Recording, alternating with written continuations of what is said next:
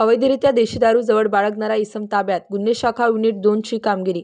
16 November 2024 रोजी सहाय्यक police उपनिरीक्षक विलास गांगुर्डे व पोलीस हवालदार प्रकाश भालेराव यांना मिळालेल्या बातमीनुसार एक इसम हा सृष्टी मेस खानावळची मागे मोकळ्या जागी नायगाव रोड, शिंदेगाव तालुका, जिल्हा नाशिक येथे विनापरवाना बेकायदेशीररित्या देशी दारू विक्री करण्यासाठी जवळ बाळगून असल्याची माहिती मिळाल्याने वरिष्ठ पोलीस निरीक्षक विद्यासागर श्रीमंतवार यांच्या मार्गदर्शनाप्रमाणे सदर ठिकाणी सापळा लावून एक इसम यास ताब्यात घेऊन विचारपूस करता त्यास त्याचे नाव गाव विचारता त्याने त्याचे नाव शरद सुखदेव शिंदे वय 38 वर्ष असे सांगितले. त्यास ताब्यात घेऊन त्याच्या कब्जातून एकूण 9,660 रुपये किमतीचा मुद्देमाल ताब्यात घेऊन पुढील कारवाई कामी नाशिक रोड पोलीस ठाणे येथे वर्ग केले आहे.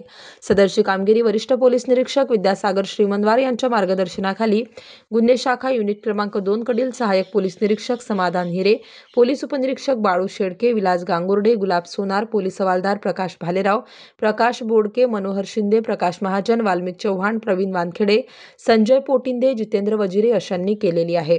स्टार न्यूजसाठी मोहसिन पठाण, नाशिक.